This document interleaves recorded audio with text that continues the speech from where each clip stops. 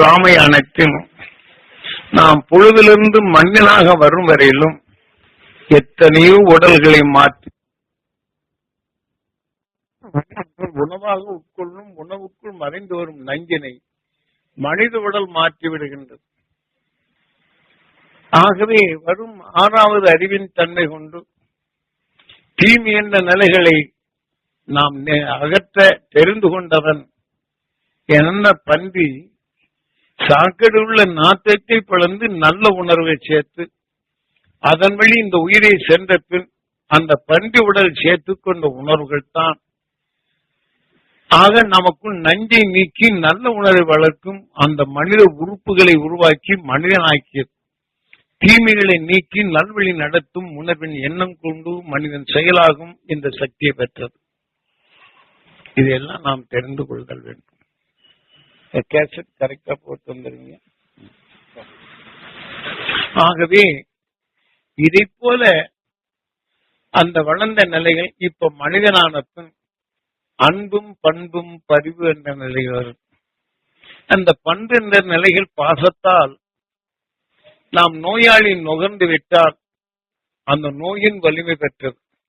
மான் சாந்தமானது, புலி கடினமானது, அதனிருந்து தப்பிக்க எண்ணியது, தப்பித்து விட வேண்டும் என்ற உணர்வை சேர்த்தது, அதன் வழி சில தீமையிலிருந்து தப்பிக்கும் உணர்வு சேர்த்தது. அப்படி சேர்த்து கொண்ட உணர்வுக்கொப்ப பன்றியானது தீமைகளை நீக்கும் வலிமை பெற்றது. அந்த தீமையை நீக்கும் அந்த சக்தி பெற்றது. மீண்டும் மனிதனானது. ஆனால் மனிதனான பின் நஞ்சை மலமாக மாற்று தவறி வருவதே. ஆனால் அதே சமயத்தில் நஞ்சினை நீக்கிடும் உணர்வு ஆறாவது அறிவு வருகின்றது. ஆறாவது அறிவு இருந்தும் நம் பாசத்தால் நம் அன்பாளர் குழந்தை மேலேயோ அல்லது நண்பர்கள் மேலேயோ நம் குடும்பத்திலேயோ நோய்வாய் வந்தால் பாசத்தால் நாம கேட்கின்றோம். அந்த உடல்ல விளைந்த விஷம் அது பாசத்தால் நுகரப்படும் நமக்குள் வந்த பின் இது சிவதன்ஸ். ஆனால் மானை புலி தாக்கப்படும் போது அது சிவதன்ஸ் மறுபடியும் உடல் பெறுகின்றது. ஆக மனிதன் இந்த வேதனை உணர்வுகளை எடுக்கும் போது அந்த சிவதன்ஸ் என்ற மறுபடியும் விஷத்தின் தன்மை கொண்ட உணர்வுகள் பாய்ச்சி விஷத்தை உணவாக கொள்ளும் அந்த உடலின் தன்மை இந்த உணர்வின் தனுசு தாக்கி இந்த உணர்வுக்கு தக்க நாம் பெறுகின்றோம் என்ற நிலைதான் அங்கே தெளிவாக சிவதனுசு. பரசுராமனுக்கும் ராமனுக்கும் போர் வந்தது. அதிலே பரசுராம் சிவதனுசால் அவர் எடுக்கினான். அந்த ஆயுதம் நாம் உண்டு. ஆக ராமனும் விஷ்ணு தனுசை எடுத்தான். அப்படிங்கிற போது என்ன அர்த்தம்? சீதா ராமா பன்றியாக இருக்கப்படும் போது தீமைகளை நீக்கி உணர்வின் தன்மை கொண்டு சீதா ராமனாக வருகின்றது. இந்த உணர்வின் தன்மை தான் உடலுக்குள் எடுத்துக்கொண்ட பின் அந்த உயிருடன் ஒன்றிய உணர்வின் தன்மை இந்த விஷ்ணு தனுசாகி தீமைகளை நீக்கி உணர்வின் தன்மை தீமைகளை நீக்கிடும் உடலை உருவாக்கியது இந்த உயிரான விஷ்ணு. ஆக தீமைகளை நீக்கி இந்த உணர்வின் தன்மை இந்த ஒளி என்ற உணர்வின் தன்மை பெறும் தகுதி பெற்றது மனிதனான பின் கார்த்திகேயா. தீமைகளை அறிந்து தீமைகளை நீக்கும் தன்மை பெற்றது. ஆகவே அதை பெற்ற நிலையில் மறந்து விட்டால் அதன் இயக்கம் எப்படி இருக்கும் என்று. ஆகவே மனிதனான பின் இன்று அகசியன் ஆக உயிரின் தன்மை கொண்டு உணர்வின் எப்படி மின் கதிர்கள் வருகின்றதோ அவன் தாய்க்கருவிலை சந்தர்ப்பத்தால் பெற்ற உயிரிடம் ஒன்று விஷ்ணு தனுசாக மாறி அவன் இருளை அகற்றி ஒளியின் சரீரம் பெற்றான். ஆகவே அதனின்று வரும் உயிருடன் ஒன்றி உணர்வின் தன்மை ஒளி சரீரமான அந்த உணர்வினை நாம் நுகர்ந்தோம் என்றால் இப்ப நோயாளியை நாம் பார்க்கின்றோம், உதவி செய்கின்றோம். அப்ப நாம் என்ன செய்யணும்? அந்த வேதனையின் உணர்வு நுகர்ந்தான் சிவதன்ஸ். நாம் அந்த நோயின் தன்மை வந்து இன்று மனிதனா இருக்கிறோம். விஷத்தின் தன்மை அளவுகோல் எதுவோ அதற்கு அடுத்தபடி நம் உயிர் அடுத்த உடலை உருவாக்கும். ஆகவே உடலை நீக்கி உணர்வின் தன்மை ஒளியாக்கிய அந்த துருவ நட்சத்திரத்தின் உணர்வை நான் பெற வேண்டும் ஈஸ்வரா என்று நம் உடலுக்கு அது செலுத்தி இந்த உணர்வின் தன்மை நமக்குள் அது வலுவாக்கி அதன் உணர்வுக்கு அப்புறம் அந்த நோயாளியை பார்த்து நாம் இதை எடுத்து சுத்தப்படுத்திக் கொண்டு, ஏனென்றால் அந்த வேதனை என்ற உணர்வுகள் அடுத்த உடல் பெறும் தன்மையை நாம் முதல்ல தனித்து பழகுதல் வேண்டும். ஆகவேதான் அந்த துருவ நட்சத்திரத்தின் பேரருளை நான் பெற வேண்டும் என்று நாம் எடுத்தல் வேண்டும். ஆனால் அந்த துருவ நட்சத்திரத்தின் பேரலை பெறுவதற்கு துருவ நட்சத்திரத்தின் உணர்வுகளை உங்களுக்குள் பாடமாக போதித்து நமது குருநாதர் கண்ட நிலையும் அகிஷன் கண்ட பேரருளை உங்களுக்குள் பதித்து காலையில் அந்த துருவ நட்சத்திரத்தின் உணர்வை உங்களுக்குள் பிறக்க செய்கின்றனர்.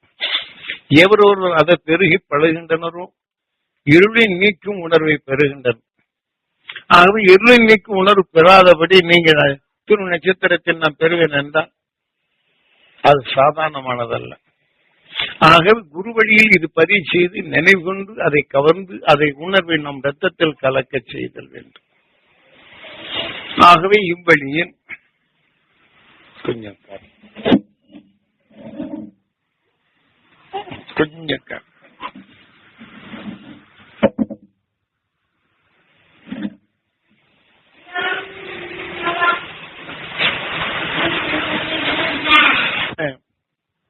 காலையில் இந்த துருவ தியானத்தில் அவர்கள் எப்படி அகசியனும் அவர் மனைவியும் 2 பேருமே இந்த உணர்வை பெற்றுக் கொண்டனரோ அவர்கள் 2 பேரும் எடுத்து உயிரிப்புள்ள உணர்வின் ஒளியாக மாற்றி இருளை நீக்க கற்றுக்கொண்டவர்கள். ஆக இங்கே கணவன் கோபக்காரன் இருந்து மனைவி சாந்தமா இருந்து இப்படி பண்றாரே என்று ஏக்கத்திலிருந்து சாந்தத்துக்குள் இந்த சப்புன்னு இருக்கிற பொருளை காரம் பட்டால் என்ன செய்யும்? ஆக அன்பருக்கும் இப்படி இருக்குதே என்று வேதனை கலந்த உணர்வு தான் உருவாக்கும். வேதனையுடன் பார்க்கப்படும் என்ன செய்யும்? இது கணவன் மனைவி ஆண் பெண் என்ற உணர்வுகள் உருவாக்கப்படும். இது 2 பேருமே இந்த உருவாக்கிவிடும். ஆக தீமையின் உணர்வுகளை நமக்குள் வளர்க்கத்தான் முடியும். இதெல்லாம் சிவதன் பிறவிக்கு வரக்கூடிய நிலைகள் வரும். கணவன் மனைவி என்ற உணர்வின் தன்மை பெற்ற நாம் எப்படி இருக்க வேண்டும்? அந்த காலை துருவ தியானத்தில் இதை எடுத்து தனக்குள் வளர்த்து கொண்டான். அந்த உணர்வின் தன்மை பெற்று வலிமை ஏற்றுக்கொண்டான். இங்கே நோயாளியை நாம் பார்க்கிறோம்.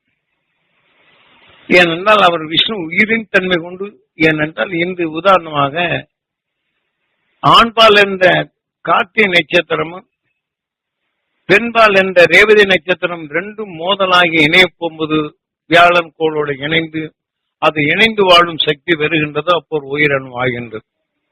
கார்த்திகை நட்சத்திரத்தின் அதிகமான வலு கொண்டு ஆனால் ரேவதி நட்சத்திரம் செலுத்திருந்தால் ஆண்பாலாக விளைகின்றது. ஆண் என்ற நிலையில் தான் நம் உயிரை இயங்குகின்றது. அதே சமயத்தில் ரேவதி நட்சத்திரத்தின் உணர்வு அதிகரித்து கார்த்திகை நட்சத்திரத்தின் உணர்வு செலுத்திருந்தால் பெண்பாலாக உருவாக்குகின்றது. ஆக உணர்வின் தன்மை கருவாக்கும் தன்மை வருகின்றது. இதே போல 2 பேர் உணர்வும் ஒன்றாக்கிவிட்டால் இந்த உணர்வின் தன்மை தனக்குள் இப்ப எப்படி உடல் இருக்கும்போது குழந்தைகளை உருவாக்குகின்றமோ அந்த பேரல் என்ற உணர்வின் தன்மை ஒளியின் அணுக்களாக இங்கே உருவாக்கும் சக்தி பெறுகின்றது. ஆகவே இந்த தீமையை நீக்கும் உணர்வுகளை நாம் இரத்தத்திலே கலந்தால் அந்த உணர்வு ஒவ்வொரு அணுக்களையும் சேர்க்கப்பட்டு ஆக உயிரிப்பு அளவு உணர்வின் தன்மை வளர்க்கும் தன்மை பெறுகின்றது. ஆகவே இதை போல நாம் அவர்கள் தீமையை நீக்கியவர்கள். இப்ப நோயாளியை பார்த்த பின் நாம் அவருக்கு உதவி செய்தாலும் அவருடைய உணர்வு நம்ம மயக்கமும் மீண்டும் அவருடைய நினைவு வரும்போதெல்லாம் அந்த துருவ நட்சத்திரத்தின் பேரருளும் பேரொழியும் நாம் பெற வேண்டும், என் உடல் முழுதும் படர வேண்டும் என்று தூய்மைப்படுத்திக் கொண்டு அந்த துருவ நட்சத்திரத்தின் பேரருளும் பேரொழியும் அவர் உடல் முழுதும் படர வேண்டும்.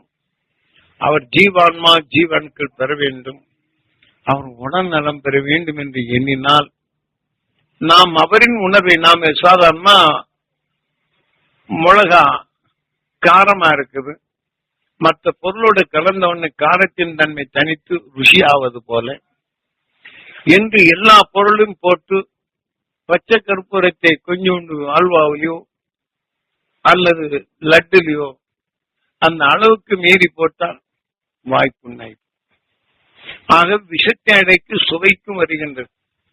இந்த விஷத்தின் தன்மை இயக்கமாகி நம் மகிழவும் செய்கின்றது. ஆக விஷம் நன்மைதான் செய்கின்றது. அளவு மீறினால் அது அடங்கிவிடும். அந்த விஷயத்தின் அளவுக்குழுக்கு அழைத்து சென்றுவிடும். இதை போன்ற நிலைகள் எல்லாம் இருந்து நாம் விடுபட வேண்டும் அல்லவா? ஆகையினால்தான் காலையில் இந்த துருவ தியானத்தை எடுத்து பழகி கொண்டால் கணவனுக்கு பெற வேண்டும் என்றும் கணவன் மனைவிக்கு பெற வேண்டும் என்ற அருளை நாம் பெருக்கி இவ்வழியில் நோயை அதை தடுத்து பழகுதல் வேண்டும். அப்ப தடுத்து பழக வேண்டும் என்றால் எப்படி? இந்த காலை துருவ தியானத்தில் என்றால் கணவன் மனைவி ஆகிய இந்த பிரபஞ்சத்தின் உணர்வை நஞ்சை வென்று ஒளியாக மாற்றியவர். நாகன் விஷத்தை தனக்குள் சேர்த்தாலும் விஷத்தை பாய்ச்சி உணவாக எடுத்துக்கொண்டது. விஷத்தின் அளவுகோல் அதிகமாகும் போது அது ஒளியாக நாகரத்தனமாக மாறுகின்றது. விஷத்தின் தாக்குதல் ஆகப்படும் போதுதான் சூரியன் பாதரசங்களாக்கி ஒளிக்கற்றையாக மாற்றுகின்றது. ஆகவே இதை போல ஒன்றுடன் ஒன்று மோதப்படும் போதுதான் பிரபஞ்சத்திலேயே வெப்பம் என்ற நிலையும் அது நகர்ந்து ஓடும்போது காந்தம் என்ற நிலை வந்தது. ஆகவே விஷமே மூலமாக இருக்கின்றது. ஆகவே இதை போல விஷமான பின் சூரியன் ஒளியாகும் போது இந்த இருளை மாய்க்கின்றது. மனிதன் இருள் என்ற நிலையில் வரும்போது அறிவு கொண்டு இருளை நீக்க தெரிந்து கொண்டவன். சந்தர்ப்பத்தால் இணைந்த உணர்வு கொண்டு சூரியன் அது சந்தர்ப்பத்தால் இணைந்த உருவுகள் உணர்வுகள் எல்லாம் மாறுகின்றது.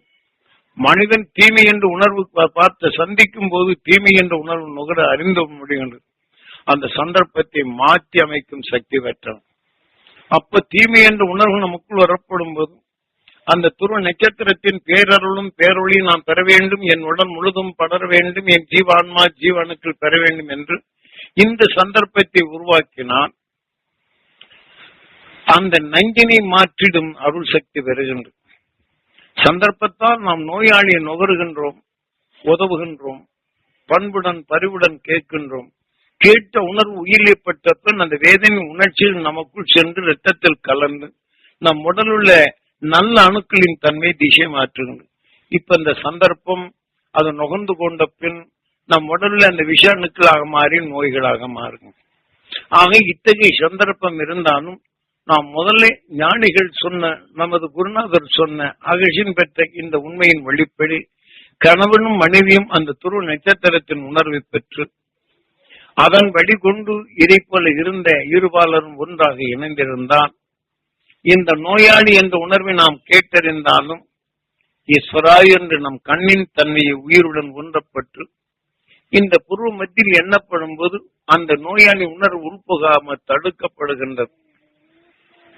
அடுத்து அந்த துருவ நட்சத்திரத்தின் பேரருளும் பேரொழியும் நாம் பெற வேண்டும் என்று இந்த உணர்வின் தன்மை கண்ணின் நினைவை உடலுக்குள் செலுத்தப்படும் போது எந்த நோயாளியை உற்று பார்த்தோமோ இந்த கருவெளி ருக்மணி நம்ம எலும்புக்குள் ஊர்வென என்ற வித்தாக பதிவு செய்ததை அவனை அதே இடத்தில் திரும்பி எண்ணும் போது இங்கு அடைப்படுகின்றது.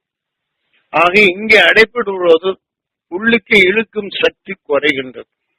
அப்ப அந்த துருவ நட்சத்திரத்தின் பேரருளும் பேரொழியும் என் உடல் முழுதும் படர வேண்டும் என்றும் இந்த இரத்த நாணங்களில் கலந்து பின் அதன் வலு இப்ப சாதாரணமா மிளகாயுடன் பல பொருளை சேர்த்த ருசியாவது போல அந்த வேதனையின் உணர்வு வரப்பும் போது பச்சை கற்பூரத்தை மற்ற லட்டு மற்றோடு சேர்க்கப்படும் போது சுவை கூட்டுவது போன்று நாம் நுகர்ந்த உணர்வுகள் அந்த துருவ நட்சத்திரத்தை கொண்டு போனச்சம் இவன் உடல் நலம் பெற வேண்டும், எதிர்காலம் சிந்திக்கும் ஆற்றல் பெற வேண்டும், தெளிந்த மனம் பெற வேண்டும், மகிழ்ந்து உணர்வு பெற வேண்டும் என்று இதை எண்ணி உணர்வின் தன்மை சமைத்து இந்த இரத்தங்களில் கலந்தால் விஷம் தனிகின்றது, உணர்வு மகிழ்ச்சி ஆகின்றது.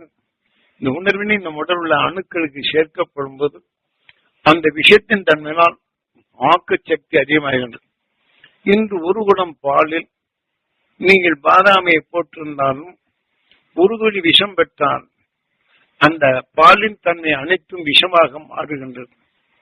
ஆனால் அதிலே பல ஆயிரம் குடம் பாலை ஊற்றினால் விஷத்தின் தன்மை குறைந்து ஆக வீதி சக்தியான பாலின் வலிமை பெறுகின்றது, கொல்லாது. இதை போலதான் ஒரு குடம் பாலில் ஒரு துளி விஷம் பெற்றால் 1000 குடம் பாலை ஊற்றும் போது இது எல்லாத்திற்கும் பங்கிட்டு அந்த பாலின் வீரிய உணர்வுகளை ஊற்றும்.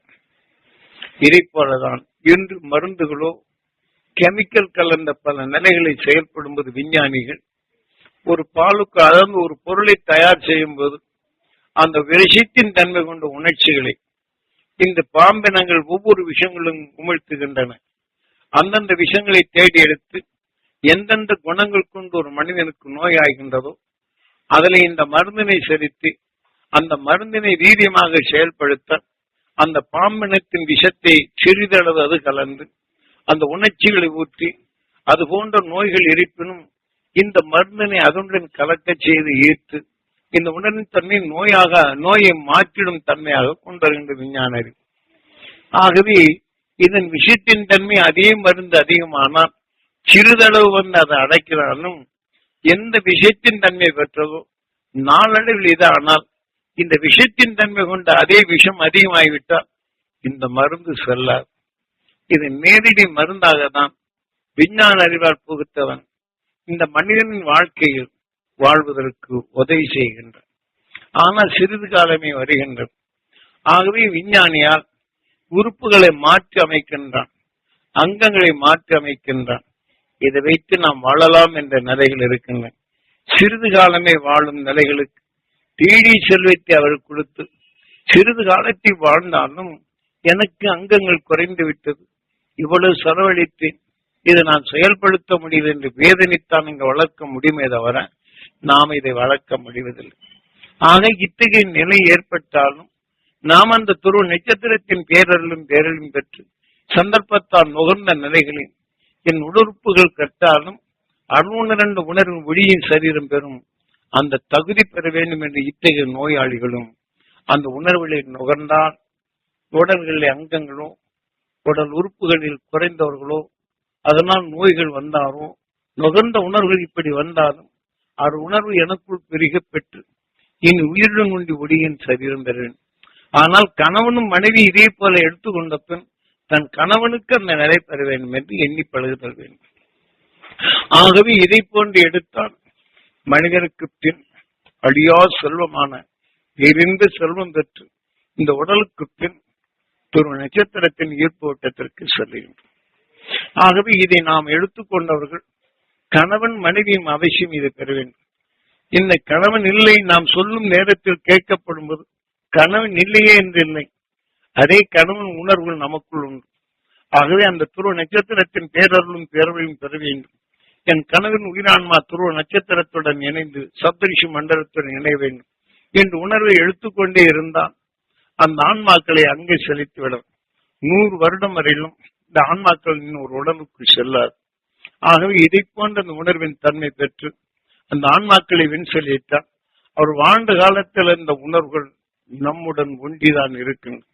இதை பெருக்கினால் அந்த அருள் உணர்வுகள் ரெண்டும் ஒன்றாக்கி துரு நட்சத்திரத்தின் உணர்வு நாம் பெற வேண்டும் என்று இணைத்து வாழலாம்.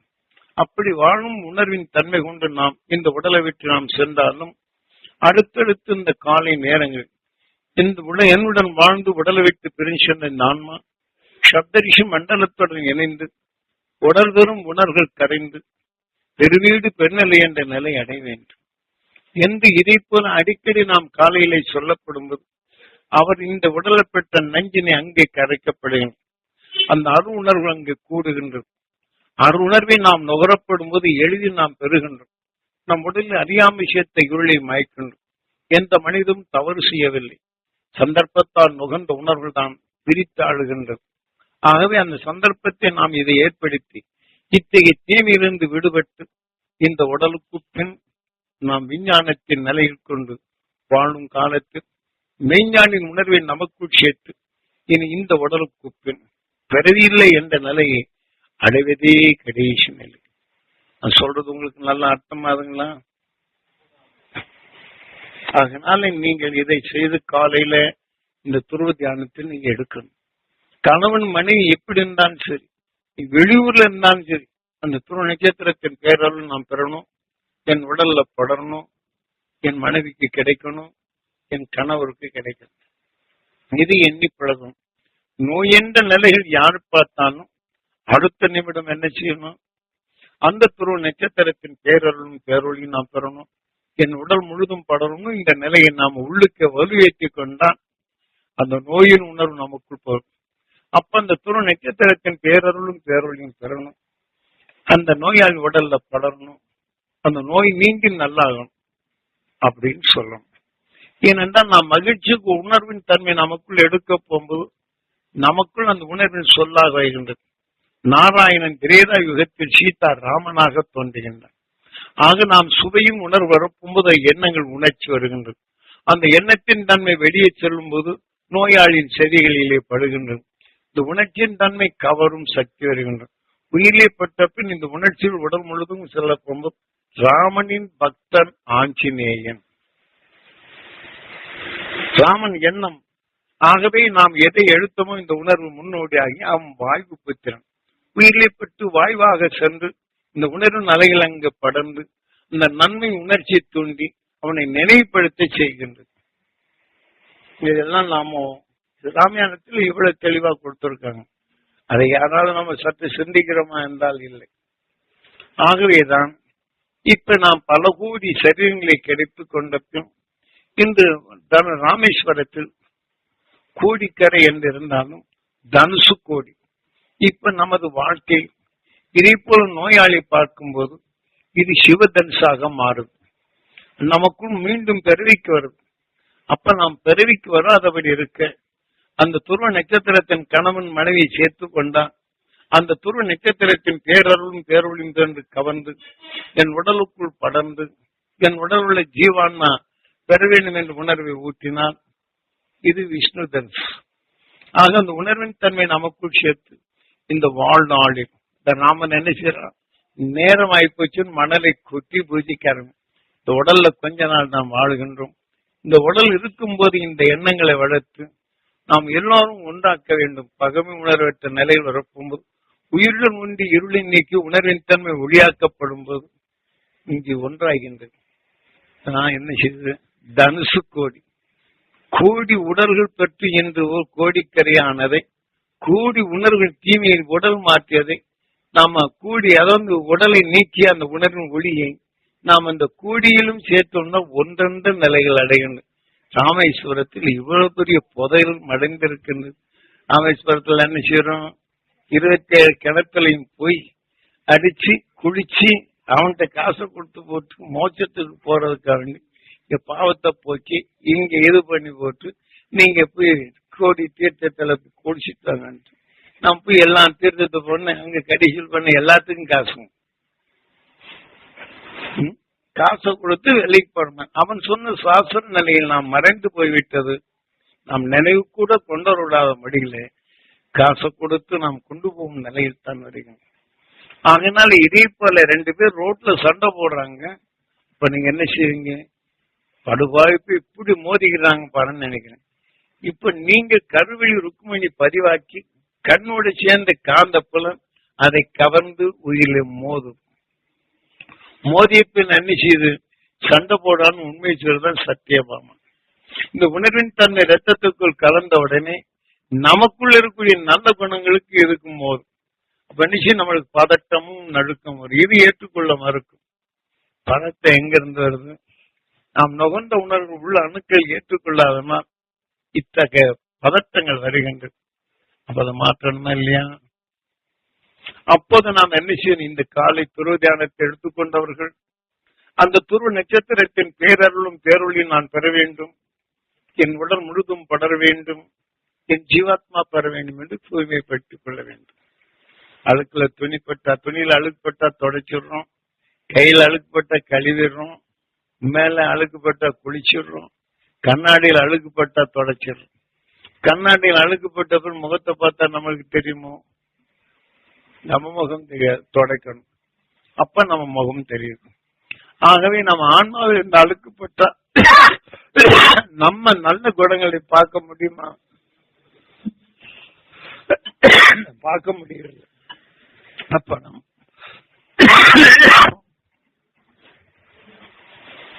அப்ப அந்த மாதிரி சண்டை போறீங்க, யாரோ சண்டை போடுறாங்க, உங்க கூட இல்ல, பார்த்த உடனே சண்டை போனா அந்த உணர்ச்சி நம்மளுக்கும் கொஞ்ச நேரம் நின்று வேடிக்கை பார்த்தா போறோம், ஒன்னும் நமக்கும் நடுக்கம் வரும். கொஞ்சம் நம்ம வலுவான என்ன இப்படி சண்டை போறான்னு கேட்க போச்சிடும். வணக்கன்யான்னு எது நான் பாக்குறேன் சண்டை போட வைக்கும். அங்க சண்டையை போட்டு வர்றேங்க, வீட்டுல வந்து கணவன் சண்டை பார்த்தோம்னா வீட்டுல வந்து சாப்பாடு பார்த்தா இந்த கார உணர்ச்சிகள் தான் வரும். அப்ப கார உணர்ச்சி வந்த உடனே வீட்டுல என்ன குழம்பு காரமா இருக்கும். இவங்க அந்த கார உணர்ச்சிகள் என்ன காரத்தை போடுறாங்க, சண்டை வரும். பொம்பளைங்க இந்த சண்டையை போட்டு வந்தாங்க, பார்த்துட்டு வந்தாங்க, 2 மிளகாயை கூட்டிடுவாங்க, சண்டை வரும். இந்த உணர்வுகள் சந்தர்ப்பம் நம்ம இப்படி எல்லாம் இயக்குது. இந்த மாதிரி வேதனைப்படுவர் பாக்குறீங்க, வீட்டுக்கு வர்றீங்க, நம்ம எரியாமலே நம்ம சொல் மாறி வேதனைப்பட வேண்டும். விஷம் என்ற நிலையில் பட்டால் வேதனை என்றால விஷம். வேதனைப்படுத்துவோர் பார்த்தால் இந்த உணர்வு பட்டப்ப நம் மறுதி வரும். அப்போ சொன்னதை நாம் சொல்லாது விட்டுரும், அல்ல நல்லது என்று முடியாது விட்டுரும். இந்த பொருளை இங்க வைக்கிறது மாற்றி வச்சிடும். அதனால மீண்டும் வேதனைப்படும் உணர்ச்சிகளே நமக்குள்ள இருக்கும். நாம் தப்பு பண்ணல. அப்ப நாம் என்ன செய்யணும், பார்த்த இடத்திலேயே நம்ம அடுத்த மணி ஈஸ்வரான்னு சொல்லி அந்த துரு நட்சத்திரத்தின் பேரருளும் பேரொழியும் பெற வேண்டும், என் உடல்ல படர வேண்டும் என்று ஆன்மாவை சுத்தப்பட்டு அடுத்தாப்படி என்ன செய்யணும், அவன் 2 பேருக்குள்ளும் ஒற்றுமையாகி நல்ல நிலையில் வரணும், ஒன்று சேர்த்து வாழும் அந்த சக்தி வரும். நாம் என்ன செய்யணும், பல சரக்கை எடுக்கிறோம், நம்ம குழம்பு வைக்கும் ஒரு ருசியா மாத்திரமா இல்லையா. ஆகவே அதே போல அந்த உணர்வின் தன்மை நம் உயிரில் இயங்கி இந்த உணர்வை ருசியா மாற்றிட்டா, நம்ம ரத்தத்தில் கலந்தா நம்ம உடல்ல நல்ல அணுக்கள் நல்ல முறையில் வீரி அடையுது. இது எல்லாரும் செய்ய முடியும். அதனாலதான் ராமாயணத்தில் என்ன செய்யணும், ஜனக சக்கரவர்த்தி என்ன செய்யறாங்க, சீதாவை திருமணம் செய்ய சுயவரத்தை வைக்கிறாங்க. அந்த சுயவரத்தை வச்சவங்க என்ன செய்யறாங்க, அவங்கவுங்க திறமையோட வர்றாங்க. ஆனா நம்மளுக்கு புரியுற மாதிரி கதைகளை காட்டுறாங்க. ஒவ்வொருத்தரும் அவங்களுடைய வீரிய பலவெல்லாம் பாக்குறான், அந்த காண்டி வைத்து தூக்க முடியலன்ட்டு. ஏன்னா தூக்க முடியலன்னு அர்த்தம் என்ன, உங்க பிள்ளை மேல ரொம்ப கோபமா இருக்கிறீங்க அப்படின்னு சொல்லி சொன்னா, அந்த கோபமா இருந்தவொடனே யாராவது சொன்னா நீங்க கேட்பீங்களா? ஆக அந்த காண்டி வைத்து ஒடிக்கணும், அல்லது அதை தூக்கி அதை எடுத்து ஆயுதத்தை பயன்படுத்தணும். அப்படிங்கிறதுக்காண்டி 2 அர்த்தம் பெறும்படி செய்யறாங்க. ராமன் என்ன செய்யறான், எல்லாரும் பார்த்து இங்க வந்தவொடனே லேசா எடுத்து ஒடிச்சிடறான். இப்ப நீங்க பிள்ளை மேல இருக்கக்கூடிய கோபத்தை இந்த அடுத்தடுத்து அவங்க குற்றம் சொல்லிக்கிட்டே இருப்பீங்க. அப்ப நாம என்ன செய்யறோம், அந்த தீமை செய்யும் எண்ணத்தை ஒடித்து விட்டால் அப்ப நாம அரவணைக்கிறோம். அம்மா நீ இதை செய்யமா, அப்படி செய்யமா, நீ இந்த மாதிரி படிக்கணுமான்னு நம்ம சொல்லுவோம். கோவத்தோடு உனக்கு எப்ப பார்த்தாலும் என்ன சொல்லிட்டு இருக்கிறேன், என்ன செய்யறதுக்கு இந்த மாதிரி செய்யணும்னு சொல்லுவோம். அப்ப நம்ம அந்த கோபத்தை உணர்வு வரும்போது வேதனை உணர்ச்சிகள் தான் தோன்றும். அரவணைக்கும் தட்டு இருக்குதா இல்லையே. இதெல்லாம் ராமாயண காவியத்தில் மனிதன் உணர்வுகள் எண்ணங்கள் என்ன செய்யுது. அதுதான் காண்டிபித்தோடு சொன்ன தீமை செய்யும் எண்ணத்தை நீக்கியாச்சுன்னா குழந்தை மேல என்ன செய்யுது, பாசம் வரும், நல்லது செய்யணும். இப்ப என்ன செய்ய திட்டுன்னு திடிச்சு போடுவாங்க, அடிச்சது அடிச்சு போடுவாங்க. உனக்கு என்ன மாதிரி வழக்கு எடுத்தேன் அப்படி அந்த குழந்தை அடிச்சுன்னா நான் உனக்கு நல்லது தானே சொன்னா அழுவாங்க, அடிப்பாங்க அழுவாங்க. இப்ப சொல்றது பாசத்தால் என்ன செய்யறாங்க, தான் தப்பு செய்யணும்னு அடிச்சிடுறாங்க. அடிக்கு உணர்வை முதல்ல தடுத்து அரவணைக்கும் பண்பை ஊட்டினால் எப்படி இருக்கும். இது நாம் செய்யறதில்லை. அப்படி செய்யாத காரணம் என்ன, திரும்பி ஒரு வீரிய உணர்வுங்க வருது. நம்ம பேசிக்கிட்டு இருக்கோம், கொஞ்சம் மிளகா போட்டா போறோம், நீ சும்மா கேட்பீங்க, நச்சு நச்சு நச்சுன்னு திமிப்பீங்க, பாரு மிளகா போட்டாங்களே அப்படின்னு அவங்கள திட்டுவீங்க. அவங்க சந்தர்ப்பம் ஏமாந்தான், அந்த காற்றிலே வந்தான் நம்மளை தும்மா செய்யுது. இப்ப நல்லதை கேட்க முடியுமோ. இதே போலதான் சந்தர்ப்பத்தில் நுகர்ந்த உணர்வுகள் நம் உடலை இந்த வேலைகளை செய்யுது. அப்ப துடைக்கணும். இப்ப நம்ம துணி வச்சு மறைச்சுக்கிறோம், இப்ப அந்த தும்மல் உள்ளுக்கு போறதில்லை. மறைக்காம விட்டு நெதி ஜாஸ்தி போகுது. இதே போல நாம இத்தகைய பிரிவு உணர்வுகள் நமக்குள் தாக்காம மறைக்க என்ன செய்யணும், அந்த துருவ நட்சத்திரத்தின் பேரருளை நாம் பெற வேண்டும். ஈஸ்வரான்னு சொல்லி இங்கே உள்ளுக்கு போமா அடைக்கணும்.